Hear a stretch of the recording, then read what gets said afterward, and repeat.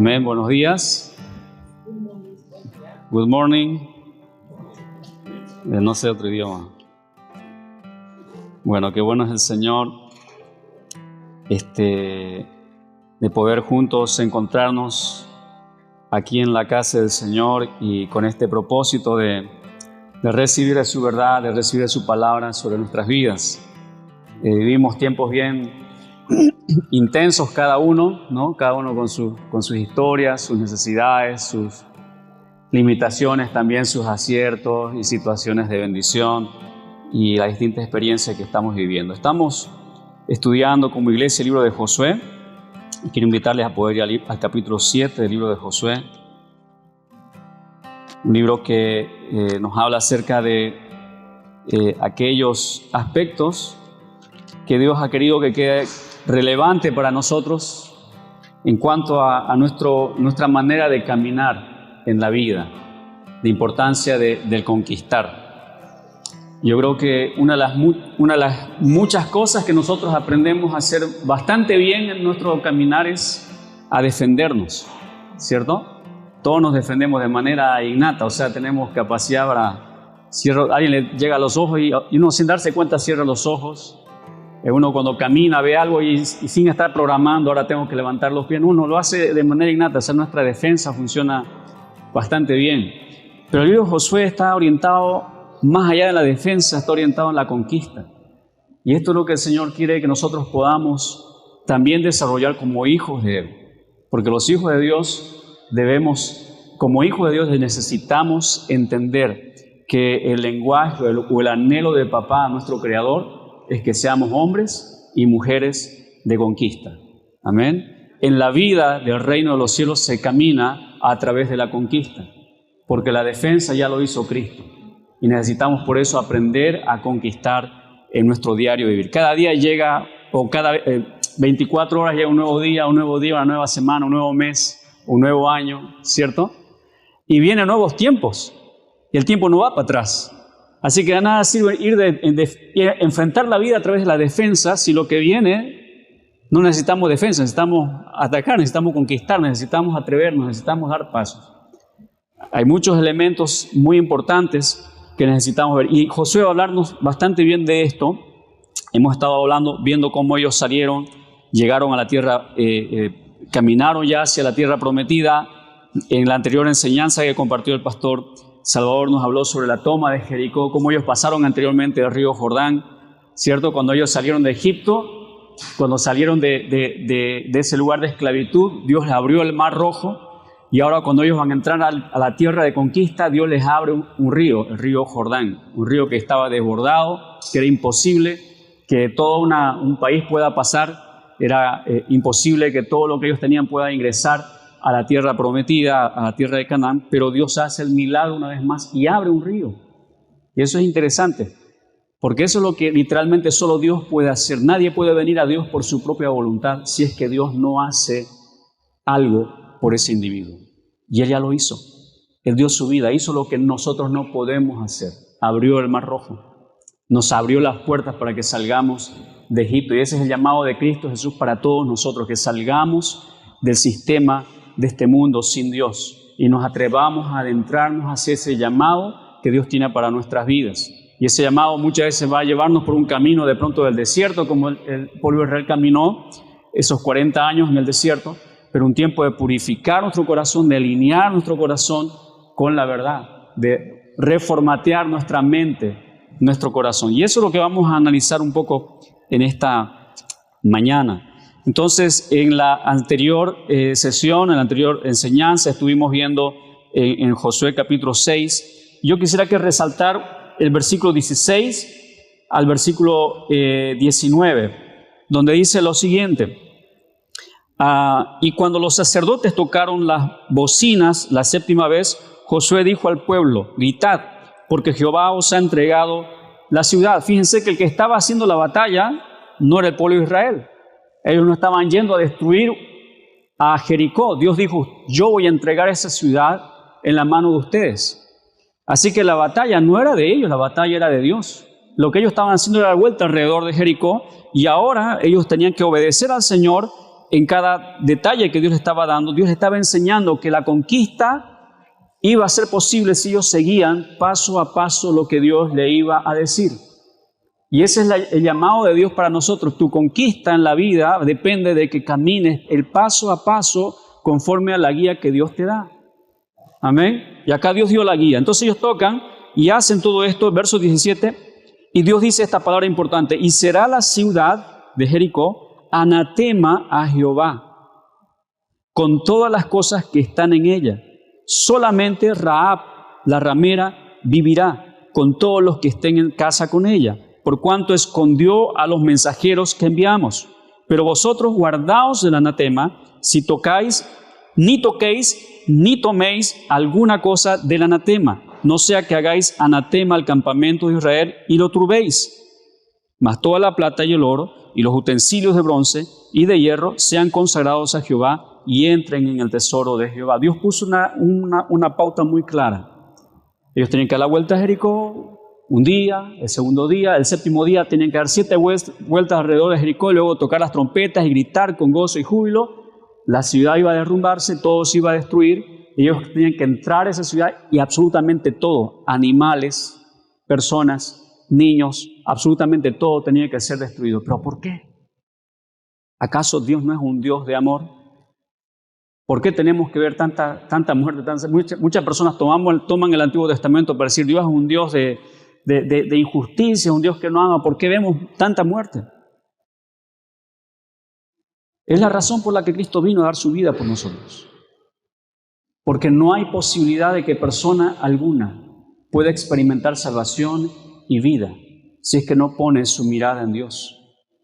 Porque el corazón del hombre continuamente es hacer el mal. Esta nación, los cananeos, que después vamos a seguir viendo mucho más historia de ellos, es una nación que estaba totalmente corrompida, contaminada en adoración, en sacrificios humanos, en perversión, en una vida totalmente desalineada de la verdad, desalineada más allá de la verdad, desalineada de la vida, del propósito de la vida que Dios había entregado. Sus adoraciones a sus ídolos eran a través de orgías, a través de muerte, de asesinato. La conducta de estas naciones eran totalmente corrompidas, de tal forma que Dios establece algo muy claro para el pueblo de Israel y dice: ustedes no deben vivir de ese modo.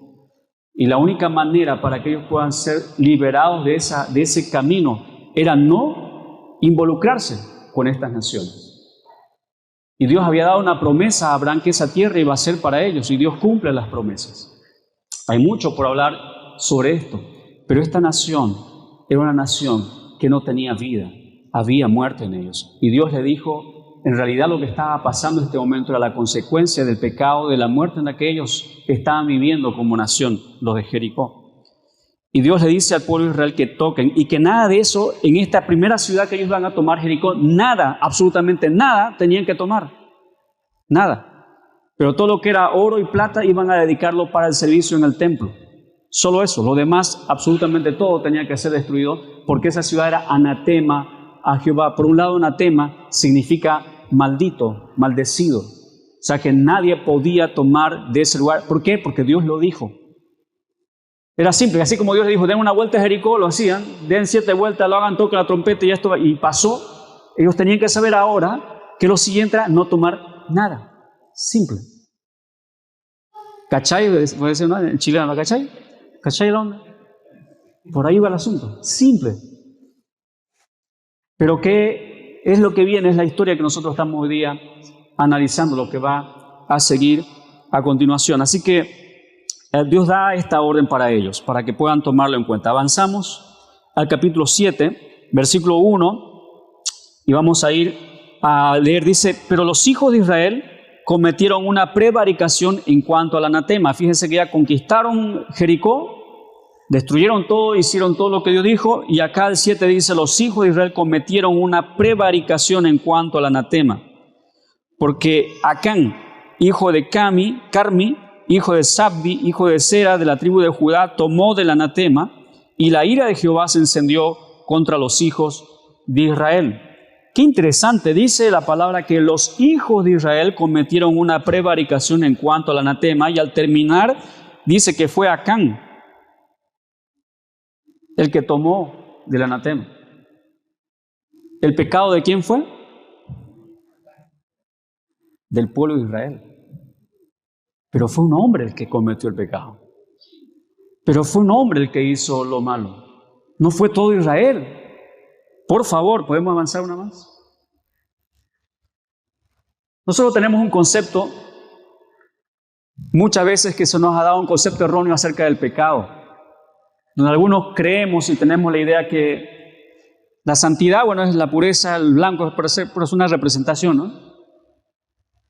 Pero si tú haces un pequeño pecado, una pequeña cosa, no está tan malo. Acá no se nota mucho, pero ahí donde dice piadosa, acá ya es un poco más vivo, ¿no? El color acá no nos deja percibir, pero ya vemos más hacia adelante cómo va cambiando las tonalidades. Nosotros muchas veces tomamos ideas que este pecado es blanco, piadoso, una mentira piadosa, ¿cierto? ¿Será que el pecado puede ser piadoso? Pero decimos una mentira blanca, ya le vamos a poner un poquito más, no, el pecado es asesinatos, violaciones y guerras nucleares y Rusia contra los ucranianos, eso ya es terrible. Le damos una tonalidad de colores al pecado y decimos este es más grave, menos grave. Nosotros somos muy buenos para establecer nuestra justicia propia, ¿cierto? Pero necesitamos entender algo. Dice la palabra que Dios es santo. Y santo significa perfecto. ¿Quién estaba llevando a este pueblo a conquistar? Dios. Y Dios es santo. ¿Y Dios por qué ¿Y Dios qué es el que estaba haciendo? Dios estaba impartiendo, llevando su santidad, estableciendo su santidad en medio de esta nación, en medio de esta región que Dios había entregado al pueblo de Israel, y ahora estaban ellos tomando nuevamente ese lugar. Pero ese lugar debía ser santificado y la gloria de Dios debería estar guiando en este lugar. Acán tomó algo que parecía, es un solo hombre, pero Dios dice acá que el pueblo de Israel había pecado. Y eso debe llamarnos la atención porque muchas veces nosotros como cristianos, como hijos de Dios, comenzamos a entrar en esta idea, pero mira, yo no soy tan malo, yo no robo, yo no miento, yo no hago esto, no, pero tengo estito nada más, chiquitito, me enojo mucho, ya, una mentira, mi problema es la mentira, mi problema, nos vemos tan buenos en todo y sé que tengo este problema, pero contra este problema no me lo toquen esto, por favor. Esta es mi debilidad, ¿no? Este es mi pecado, es mío, con eso nadie se meta. Pero acá estamos viendo que eso pequeño contamina absolutamente todo. Ese pequeño pecado acariciado, cuidado en nuestras vidas, tiene el poder de destruir toda tu capacidad de conquista y de llevarte a no obtener lo que Dios ha diseñado para ti. Anteriormente, cuando estábamos estudiando los otros libros, veíamos un momento cómo el pueblo de Israel, Dios le había prometido dar un terreno de millones de kilómetros cuadrados, y el pueblo de Israel al final, en toda la conquista, no llegaron ni siquiera al 10% de todo lo que Dios les había prometido. ¿Por qué? El pecado. Y esto es importante que usted lo pueda tomar en cuenta. El pecado en nuestras vidas nos limita, nos priva de la conquista. Dios quiere que aprendamos a ser hombres y mujeres que somos capaces no de retener al pecado, sino de hacernos un lado del pecado, salir de este margen. Romanos capítulo 3, verso 23 dice, por cuanto todos pecaron, están destituidos de la gloria de Dios. Así que todos tenemos este problema, el problema de Acán. Yo muchas veces cuando he visto esta historia de Acán, yo decía, ese Acán, y ese Acán, y ese Acán, pero un día me encuentro mirándome y yo también soy Acán. Tengo cosas que guardo en mi corazón muchas veces, situaciones que están ahí no resueltas, o situaciones que pasan y que de pronto me adapté en la vida. Y Dios nos llama esta mañana a salir de esta conducta, a salir de esta vida de Acán. Y es verdad, todos pecamos y absolutamente todos estamos destituidos de la gloria de Dios. No hay justo ni siquiera uno. Esa fue la razón por la que Jericó fue destruida, por el pecado. Y nada podía ser tomado. Pero Acán, que era parte de la promesa que Dios había establecido, del pueblo de Israel que Dios había establecido para dar vida, Acán tomó el camino contrario. Y esto trajo gran consecuencia. Avancemos. Versículo 2 al versículo 3 dice: después Josué envió hombres, fíjese que ya pasó toda la conquista de Jericó, nada parece que pasó, estamos todos tranquilos. Ahora Josué envió hombres desde Jericó a ahí es otra ciudad, que estaba junto a Bet-Aven, hacia el oriente de Betel, y les habló diciendo, Josué le dice al pueblo, a los líderes, suban y reconozcan la tierra. Y ellos subieron y reconocieron la tierra, reconocieron ahí. Y volvieron a Josué y le dijeron, no suba todo el pueblo, sino suban como 2,000 o 3,000 hombres, y tomarán ahí suficiente esa cantidad de personas. ¿Para qué? No fatigues a todo el pueblo yendo allí, porque los de ahí son pocos. Por favor, si somos, ¿para qué vamos a mandar 300,000 hombres a la guerra? Con unos cuantos nomás ya los ganamos. Así que ellos, ¿qué es lo que pasó? Usaron la lógica, ¿cierto? 10 es más que 1. ¿Dónde se vio que es diferente? Por favor, que mandemos unos cuantos, ya les ganamos. Lógico. O sea, si Dios nos entregó Jericó sin hacer guerra, claro, estábamos todo el pueblo, y ahora se trata de que vamos a hacer guerra a una nación que es chiquitita. Por favor, José, no desgastemos al pueblo. Y ellos no se fueron a consultar a Dios. Ellos no dijeron, Señor, ¿qué piensas tú que hacemos con ahí? Prestaron atención a la lógica. Y saben que la lógica siempre, el final es muerte. Ten cuidado, y yo debo tener cuidado de mis lógicas, de lo lógico. No, que si hago esto, entonces esto va a pasar. Y que si hago aquello, entonces aquello. Y no olvidamos de consultar a Dios. El camino para el pueblo de Israel era consultar a Dios. Hasta ahí, todo lo que habían logrado y conquistado vino por consecuencia de escuchar a Dios, de consultar a Dios. Y ellos van a chocarse una y otra vez con esta verdad. Que usted y yo, Dios quiere que aprendamos a superar este déficit de atención y que aprendamos a atenderle a Dios, a escucharle a Dios. Aprendamos que no se trata de dar la vida conforme a mí me parece, que haga las cosas conforme yo deseo, conforme a mí es mi deseo. Entonces la lógica, cuando se enfrenta a consultar a Dios, hay una muy grande diferencia. ¿Qué pasó con esta lógica?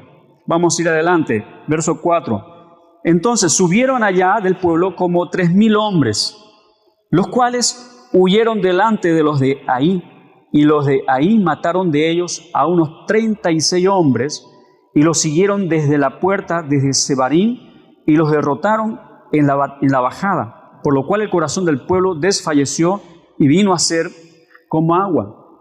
Fíjense cómo es el trabajo de la lógica en nuestras vidas.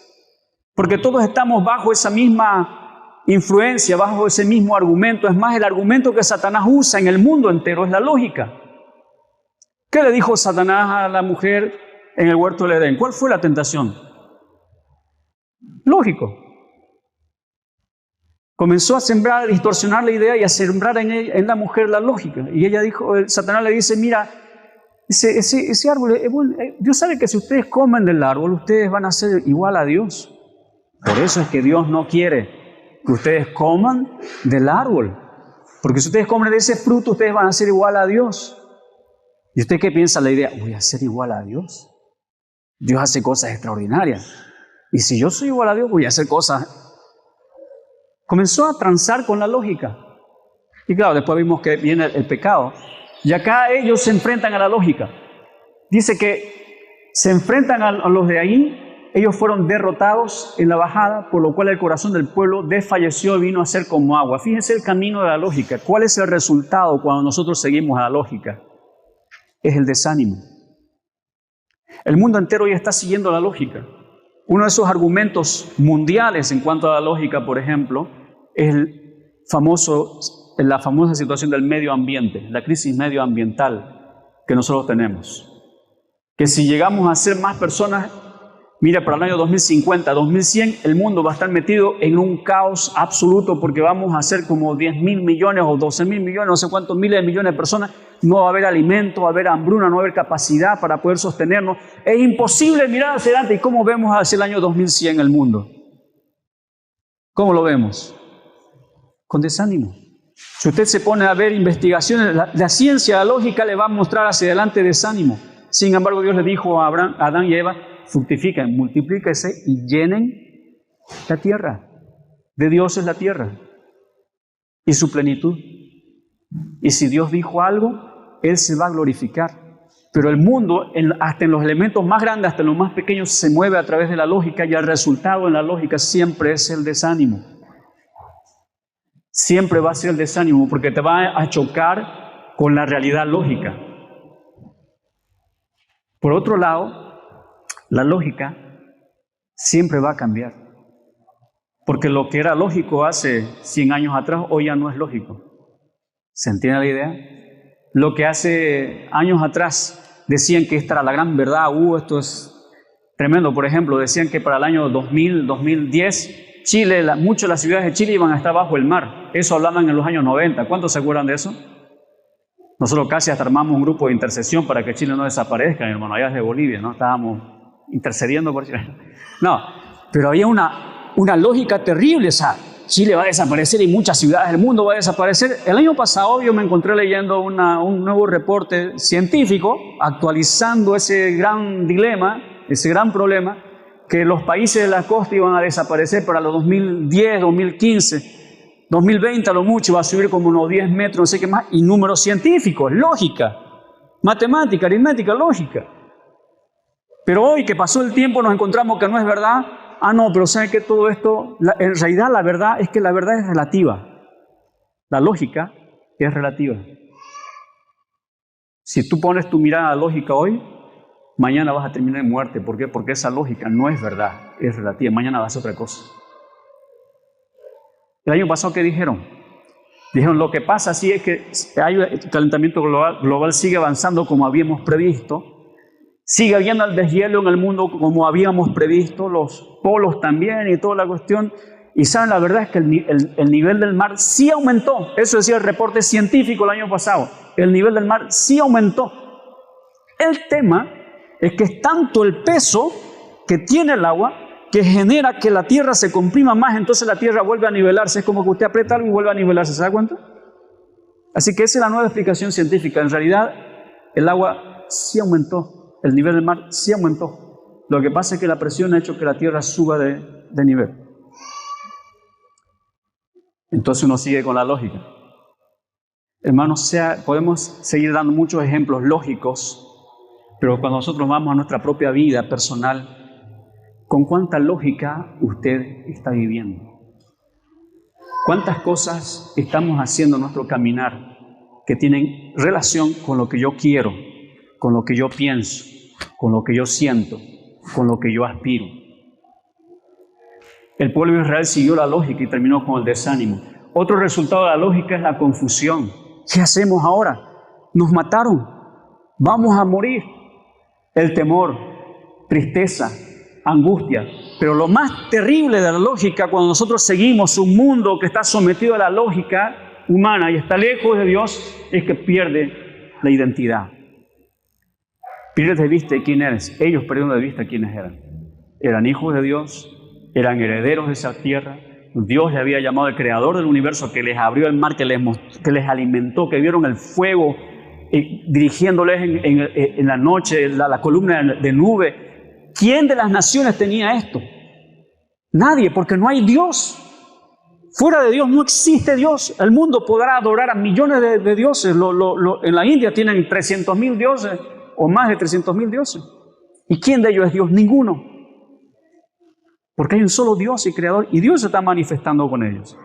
Pero ellos, tristemente, al abrir lugar al pecado, cayeron, y en vez de consultar a Dios lo que iban a hacer, se sometieron a la lógica. Hermanos, el pecado nos empuja hacia la lógica. Esta es otra gran lección que uno puede ver en esto.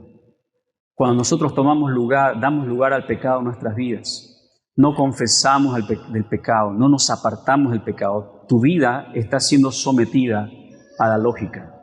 Tu fe va a ir decayendo, aunque tú no quieras, porque el pecado te amarra a la lógica, a las ideas, a las conclusiones personales, a tus aspiraciones. Tus deseos comienzan a subir de nivel y el anhelo por Dios ¿Qué Dios? O sea, Dios bendice. O sea, lo que Dios tiene que hacer es bendecir lo que yo hago. Y yo sigo para adelante.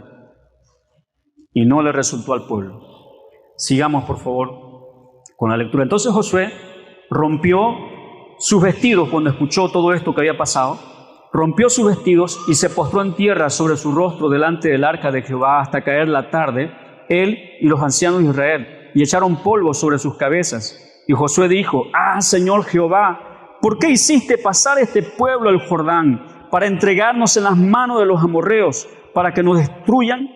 Ojalá nos hubiéramos quedado al otro lado del Jordán. Qué interesante. Y sigue: ay, Señor, ¿qué diré? Ya que Israel ha vuelto la espalda delante de sus enemigos, porque los cananeos y todos los moradores de la tierra oirán y nos rodearán y borrarán nuestro nombre de sobre la tierra. Entonces, ¿qué harás tú a tu gran nombre? Josué cae en cuenta qué pasó. Dios, ¿acaso tú no estás con nosotros? Y nace todas estas preguntas. Comienza la lógica, fíjese, todavía sigue con el reino de la lógica y tristemente Josué en ese momento está bajo ese imperio de la lógica porque hay un pecado no confesado. Nuevamente, mientras el pecado no es confesado, mientras tú no confrontes el pecado en tu vida, la lógica es el rey. Y el que gobierna sobre la lógica es el príncipe de este mundo. Y el príncipe de este mundo es Satanás. No, a nosotros nos encantan los términos medios. No estoy ni tan desalineado de Dios, ni estoy tan alineado a Dios. Tampoco estoy con el diablo, yo estoy como en el medio. No existe medio, hermano, noticia. No existe medio.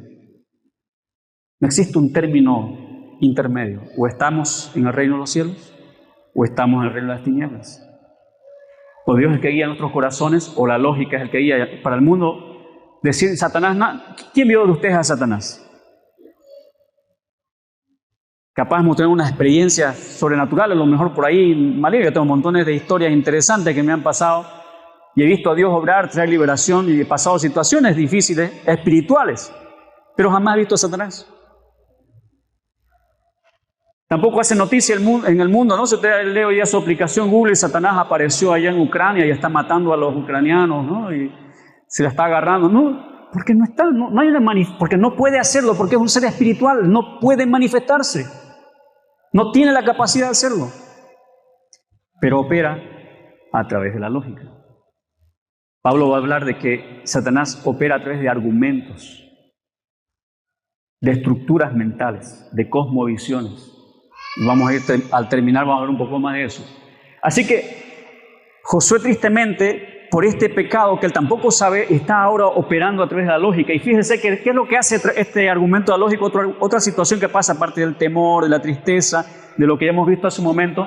Otro aspecto que después nos dispara un siguiente nivel de la lógica es culpar a Dios. ¿Cuántos de ustedes no han llegado a ese punto de culparle a Dios? Yo he escuchado a muchas personas, yo muchas veces me he sentido también así culpándole a Dios. Una oportunidad cuando tenía 17 años me aparté de Dios como por un año. Y yo le culpaba a Dios de todos mis problemas durante ese año. Hasta que Dios me confrontó. Y caí de rodillas ante el Señor, reconocí, Señor, no, tú no tienes nada que ver con estos problemas. Y pude abrir mi corazón al Señor y Dios restauró mi corazón. Pero el caminar en la lógica, porque estamos abrazando el pecado, llevamos por el camino de la lógica, culpamos a Dios. Otro, y ahí es donde comienza, no, ay Señor Jehová, ¿por qué hiciste pasar este pueblo al Jordán? Por tu culpa. Culpa tuya, nos ha hecho pasar el Jordán, venimos a morir. Es culpa tuya, en otra palabra, ¿cierto? Está culpándole a Dios. Nos ha hecho pasar para entregarnos en las manos de los amorreos, para que nos destruyan ellos. ¿Qué está haciendo? Culpando a Dios. Segundo, ojalá nos hubiéramos quedado al otro lado del Jordán. Ay, Señor, ¿qué diré? Ya que Israel ha vuelto la espalda delante de sus enemigos, ¿qué hace?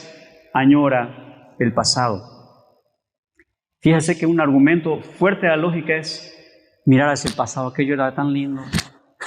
Cuando Israel salió de Egipto, Señor, nos has traído a esta tierra, decía el pueblo de Israel, para que muramos. Allá teníamos nosotros nuestra cebada, teníamos nuestros ajos, nuestra comida, teníamos las cosas.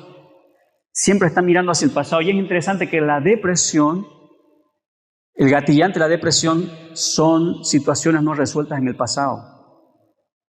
Cuando nosotros caminamos con situaciones no resueltas en el pasado, comenzamos a caminar hacia atrás, uno que te va a chocar en todo y todo te va a doler, ¿cierto? Porque no estás mirando hacia adelante. ¿Qué estás haciendo? Mirando hacia atrás. Y eso, la depresión te lleva a vivir de ese modo, con tu mirada hacia atrás. Y eso es lo que está pasando con el añoro del pasado. Comienza a hundirse en la depresión. La depresión comienza a agitar su corazón en este mundo, en este argumento de lógica. Luego tiene temor al futuro.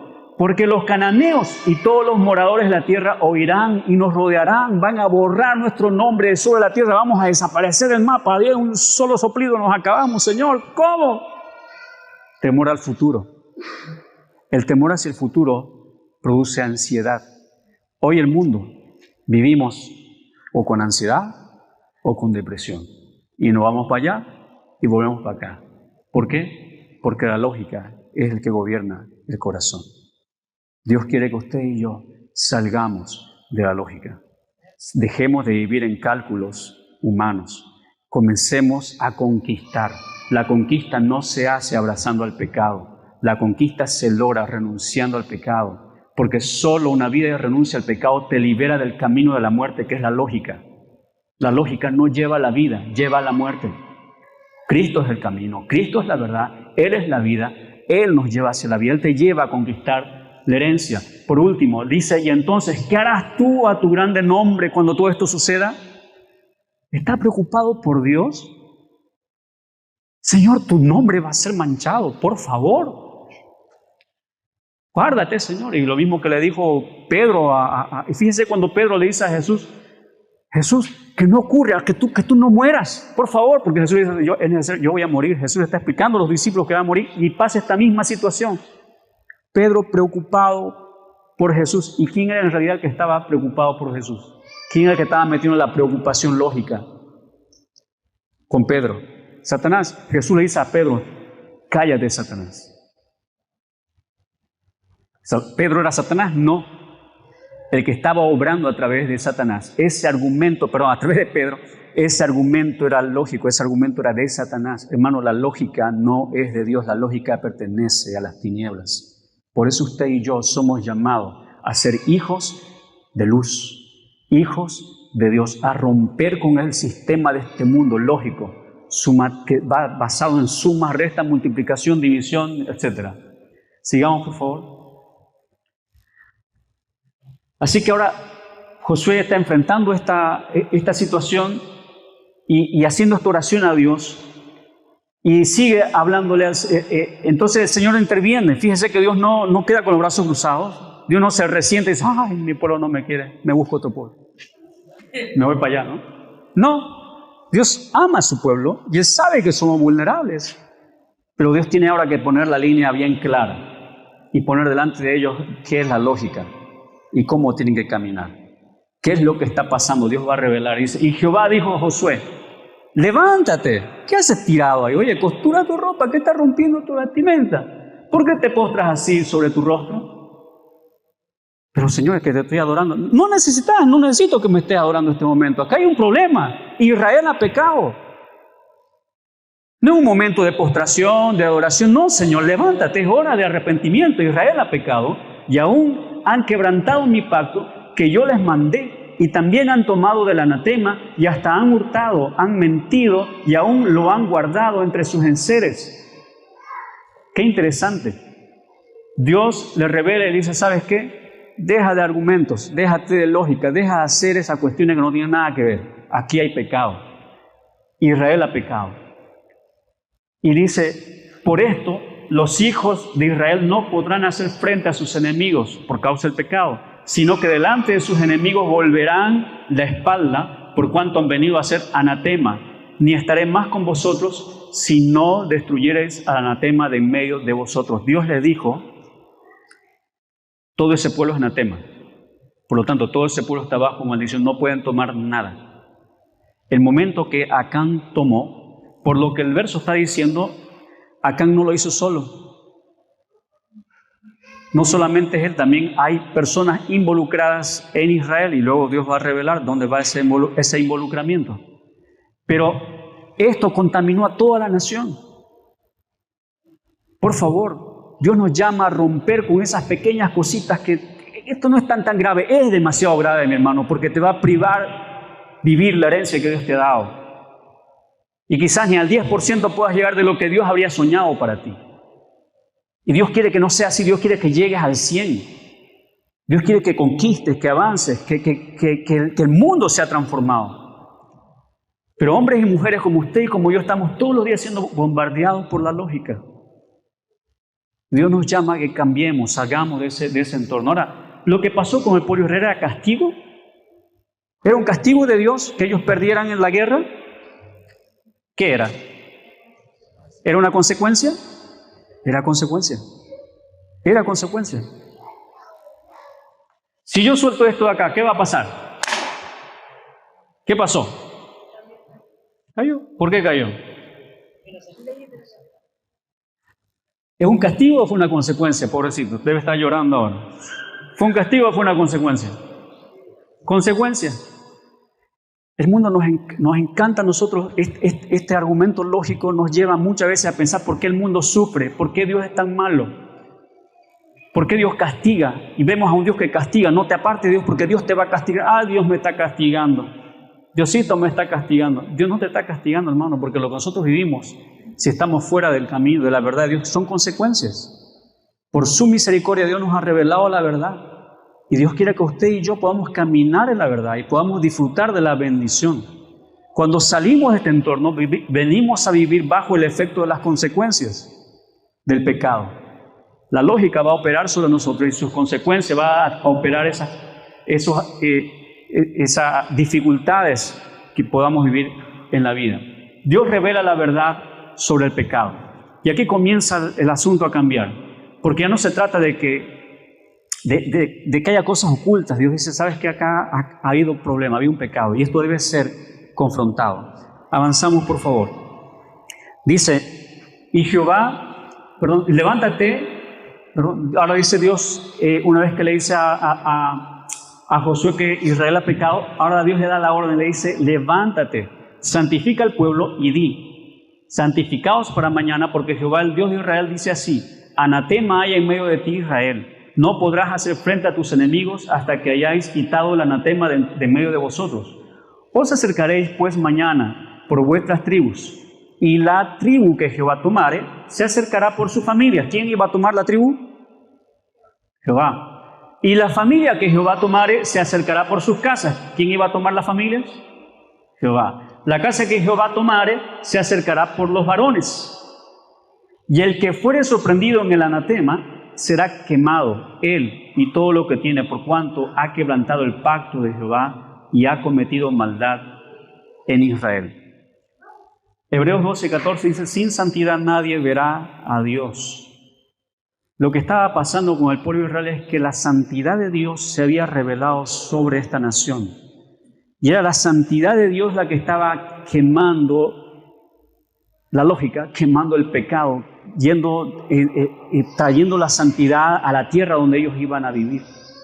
Y Dios les dio claridad en los parámetros o las maneras como ellos tenían que vivir en este camino de santidad. Pero ellos decidieron, Acán decidió no seguir esta pauta. Y a partir de ahí se vino las consecuencias para Israel. Y Dios está revelando este principio importante. Sin santidad ustedes no van a ver la gloria de Dios. Vamos a restaurar la santidad de Dios. Y va a ser restaurada la santidad de Dios en su casa. Y la única manera para hacer restaurada la santidad de Dios no es guardando el pecado, ocultando el pecado, sino exponiéndolo, sacándolo, quitándolo. Amén. Cada uno tenemos distintas luchas, es verdad. Pero el anhelo de Dios es que tú puedas vivir, no a la defensiva, o mirándote, o manejarte a través de la lógica, porque ni a la defensiva ni en la lógica vas a vencer. La victoria está aprendiendo a conquistar. Y eso por medio del gobierno de Cristo, por medio de la verdad del Señor. Avanzamos, por favor. Dice, Josué pues levantándose de mañana hizo acercar a Israel por sus tribus y fue tomada la tribu de Judá. Y haciendo acercar a la tribu de Judá fue tomada la familia de los de Sera. y haciendo luego acercar a la familia de los de Sera por los varones, fue tomado Zabdi. Hizo acercar su casa por los varones y fue tomado Acán, hijo de Carmi, hijo de Zabdi, hijo de Sera, de la tribu de Judá. ¿Sí? Lo pillaron. Uno puede decir, ¿no? Cuando ya todo el pueblo supo lo que había pasado, yo pienso, ¿no? Pienso que si Acán habría estado arrepentido, él ya fue. Me equivoqué. Él debería haberse presentado porque era una noticia nacional. El pueblo ha pecado. Mañana tiene que presentarse. Acán no hizo nada. Es como no, pensando, no, acá no va a pasar nada, me puedo ocultar. No hay nada oculto delante de los ojos de Dios. Y esta situación de pecado fue público, donde no hubo nada que esconder. Sigamos, por favor. Entonces Josué dijo a Acán: hijo mío, da gloria a Jehová, el Dios de Israel, y dale alabanza, y declárame ahora lo que has hecho. No me lo encubras. Qué gran anhelo hay en el corazón de Dios que nosotros podamos alabarle. Amén. Que nosotros podamos darle gloria. Que nosotros podamos darle alabanza. Eso es un gran anhelo de Papá Dios para con nuestra vida, porque fuimos creados para eso. Damos bien la talla para eso. Estamos bien, o sea, ese es el diseño original de parte de Dios. Y en este momento, Josué le llama a Acán, este hombre que había abierto esta brecha y por lo cual vino muerte y destrucción para el pueblo de Israel. Y Josué le dice: amigo, alaba a Dios, vuelve tu corazón a Dios. Algo debe ser distinto en ti. Ahora cuéntame todo lo que pasó. Acán respondió a Josué diciendo: verdaderamente yo he pecado contra Jehová, el Dios de Israel. Y así he hecho. Acán reconoció amargamente ese momento, que en realidad lo que él había hecho no era una cuestión privada, era algo que había hecho contra Dios. Nosotros el concepto lógico del pecado es que es tu vida, es tu problema, nadie más, no se metan con mi vida, ¿cierto? Es el lenguaje por todos lados, bien repartido en todo el mundo, ¿no? Esta es mi vida, no se metan conmigo, esto es lo que yo quiero. Un momentito. De partida, tu vida no es tu vida. Dios te da la vida. La vida le pertenece a Él. Segundo lugar, Dios te da un entorno donde tú vives. Por lo tanto, tu vida también es parte de ese entorno. Y tiene una gran influencia sobre eso, porque el día que tú te metas en líos, los que van a estar detrás de ti van a ser tu familia en primer lugar. ¿Quiénes van a darte una mano, ayudarte? ¿Quiénes van? Tu familia, los amigos, chao, no va a haber nadie. Pero Dios está acá revelando y diciéndole, o es importante, que nosotros tomemos en cuenta que no es sabio que nosotros vivamos tomando el pecado y amando el pecado, abrazar el pecado, sino que más bien lo manifestemos. Acán, entonces, dijo que verdaderamente había pecado y lo había hecho contra Dios. Cuenta todo lo que hizo. Y fíjense, yo quiero en esta parte centrarme en lo que dice el verso 21. Dice Acán, fíjense cómo el ciclo del pecado, yo lo llamé esto el ciclo del pecado, cómo opera la lógica del pecado en nuestras vidas. ¿Okay? Toda esta historia de la lógica, cómo operó, cómo ingresó a Israel por medio de Acán. Y es una lógica que también opera en nuestras vidas, desde nosotros como individuos, pero también en nuestra familia, también va creciendo hacia el barrio, la sociedad, la ciudad, el país, la región, etc. Y en el mundo. ¿Cómo nace? Dice, pues vi entre los despojos un manto babilónico muy bueno y 200 siclos de plata y un lingote de oro de peso de 50 siclos. Lo primero que hizo, la visión. Lo primero que fue alterado en él fue la visión. Yo veo esto. Y una visión lógica, porque ya sabía que todo eso estaba maldito. No podía tocar, ni siquiera podía. ¿Para qué? Vimos una cosa, él debería estar listo para tirar una piedra encima para quemarlo, ¿cierto? Eso es lo que tenía que hacer. Pero él cuando lo vio, agarró una visión. Con oro. ¿Qué no haría con oro? Y esta vestimenta, wow, con esto, si ya estoy llegando a la tierra prometida, con esto pues me compro un terreno. Con esto construyo una casa de 2 pisos, le doy una herencia a mi hijo. Visión. Tuvo visión con lo que él vio. Vi que esto era bueno, que esto era agradable. Y después dice, después que lo vio, después que su visión fue impactada, codicié. Comenzó a masticarlo, a imaginar. La codicia es eso, hermano, imaginar, ay, si esto cómo sería así, cómo sería allá, y hacemos la idea y cómo. Comenzó a codiciar. Luego dice, tomé. Fíjese que la visión avanza la codicia nos lleva a la acción. Y he aquí que está escondido bajo tierra en medio de mi tienda y el dinero debajo de ello. Así que comenzó con la visión pasó a ser codicia, porque comenzaba a pensar y no dejaba de pensar en el pecado, en el mal y cómo sería aquí y allá y cómo me cuido. No, la pensó tan bien que no se dejó pillar, solo Dios lo sabía. Y bueno, de la familia que él tenía. Codicia, luego lo tomó, fue la acción. Y fíjense que esta es la rueda, cómo funciona el ciclo del pecado, y lo que lleva a hacer es esconder y a practicar el mal. Acán escondió y comenzó a practicar el mal, a vivir en el mal. Y este es el ciclo de pecado que Dios quiere que nosotros podamos sacar en nuestras vidas. Y terminamos la lectura con estos versículos. Josué entonces envió mensajeros, los cuales fueron corriendo a la tienda, y he aquí estaba escondido en su tienda, y el dinero debajo de ella. Y tomándolo de en medio de la tienda, lo trajeron a Josué y a todos los hijos de Israel, y lo pusieron delante de Jehová. Entonces Josué y todo Israel con él tomaron a Acán, hijo de Zera, el dinero, el manto, el lingote de oro, sus hijos, sus hijas, sus bueyes, sus asnos, sus ovejas, su tienda y todo cuanto tenía, y lo llevaron todo al valle de Acor. Siguiente, por favor. Y le dijo Josué, ¿por qué nos has turbado? Túrbete Jehová en este día. Y todos los israelitas lo apedrearon y lo quemaron después de apedrearlos. Y levantaron sobre él un gran montón de piedras que permanece hasta hoy. Y Jehová se volvió del ardor de su ira. Por esto, aquel lugar se llama el Valle de Acor hasta hoy. Terrible el desenlace para Acán, ¿cierto?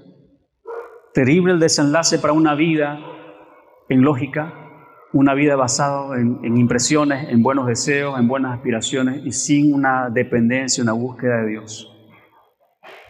Tal vez a nuestros ojos humanos, no, pero si hago aquí, allá, pero hay un destino eterno. Y esa es la mirada que Dios tiene, más allá de las circunstancias físicas. Lo que de manera física puede vivir alguien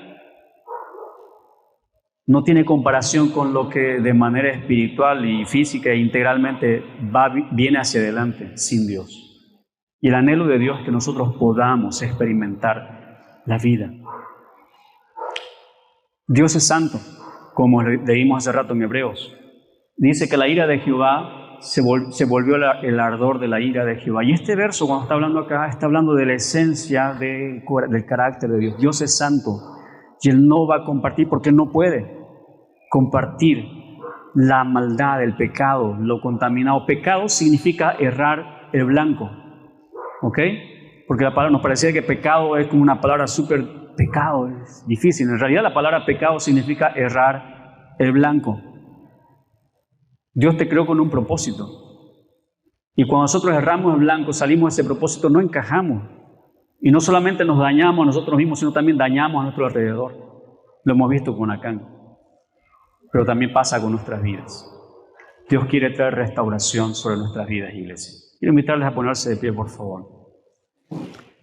Y el anhelo de Dios para nosotros es que podamos experimentar restauración. El anhelo de Dios es que la ira de Jehová sea quitada de nuestras vidas. Pero esa ira no tiene que ver con una te odio. No. El peso de la justicia, de la santidad, si la santidad de Dios vive en nosotros, entonces no hay espacio para el pecado en nuestras vidas. O está el pecado o está la santidad. No pueden estar los dos. Porque donde ya hay un pecado, ya no puede convivir la santidad. Y Dios está airado con el pecado. Y por eso Él dio su vida en la cruz. Fue tan grande su amor que Él dio su vida por nosotros en la cruz. Y la ira que Dios tenía sobre el pecado lo puso en la cruz, sobre Él mismo, sobre su Hijo. Él llevó En Él, nuestras culpas, la ira que debe ser desatada sobre ti, Jesús lo llevó. Por lo tanto, necesitamos acercarnos a Cristo. Él restaura nuestras vidas. Él nos lleva a ser hombres y mujeres de conquista. Es tiempo de que podamos salir de este círculo lógico. Podamos romper con el pecado. Esto nos libra de la lógica y nos acerca al camino de santidad. Es el anhelo de Dios. No hay manera de salir de ese círculo si no es exponiendo el pecado, si no es permitiendo a Dios que Él exponga lo que no está bien y que tú puedas arrepentirte. Cristo ya pagó el precio para que tú no seas el próximo Acán o la próxima Acán. Ya no necesitan tirar piedras sobre ti, ya clavaron a Cristo en la cruz, Él murió por tus pecados. Ahora hay esperanza y ahora es tiempo de arrepentimiento. Es tiempo de volvernos a Dios. Si Dios habló a tu vida hoy, quiero animarte a que juntos podamos poner nuestro corazón ante Él y decirle al Señor, sí, yo quiero, yo necesito de ti, yo quiero caminar en la conquista que tú tienes para mí. Señor, gracias por esta mañana, por este tiempo que nos has permitido reflexionar en esta tremenda historia que implica la vida de este varón Acán y cómo su caminar influenció para muerte, para destrucción, pero también nos lleva a mirar a nuestro corazón, el estado de nuestras vidas, la carencia, la necesidad que hay en nosotros, Señor, cuando damos lugar al pecado. Señor, no venimos como personas perfectas delante de ti, venimos con todas nuestras imperfecciones delante de ti esta mañana para pedirte, Señor, aquí estoy. Te necesito, perdóname, Señor. Quiero animarte, mi hermano, hermana, que puedas decir al Señor qué pecados necesitas del Señor, qué cosas hay oculto en tu corazón. Y diga al Señor, perdóname esta manera de vivir, este pecado, la incredulidad. No sé, ¿qué situación hay en tu corazón? ¿Qué pecado hay en tu corazón, en tu vida? Puedes exponerlo, Señor, perdóname, no quiero continuar más en esta forma de vida. No quiero dar un paso más a través de la corrupción. No quiero dar un paso más en estos argumentos, en estos malos pensamientos, en estas ideas malas, en pecados, Señor, de lujuria, en pecados de mentira, de orgullo. ¿Cuál es tu situación? Exponle al Señor. Dile a Dios, aquí estoy. Necesito tu ayuda. Y pido que el poder de tu sangre en la cruz pueda ser aplicado en mi vida hoy. Y que pueda venir, Señor, esa restauración en mi mente, en mi corazón. Señor, quiero vivir en santidad. Quiero vivir en tu verdad. Por eso esta mañana como iglesia, Señor, decimos delante de ti, no queremos vivir en la lógica, Señor. Renunciamos de nuestra vida a este sistema de lógicas. Renunciamos a estos argumentos relativos de relativismo en nuestra mente y corazón, en nuestra forma de vivir. Queremos vivir la vida de Cristo en nosotros. Quiero de ti, Señor. Nos arrepentimos del pecado hoy, Señor. Y pedimos que tú establezcas tu reino y tu gloria con nosotros en esta hora. En el nombre de Jesús. Amén. Amén. Recuerda suscribirte a nuestro canal y activa las notificaciones para que no te pierdas ninguno de nuestros sermones.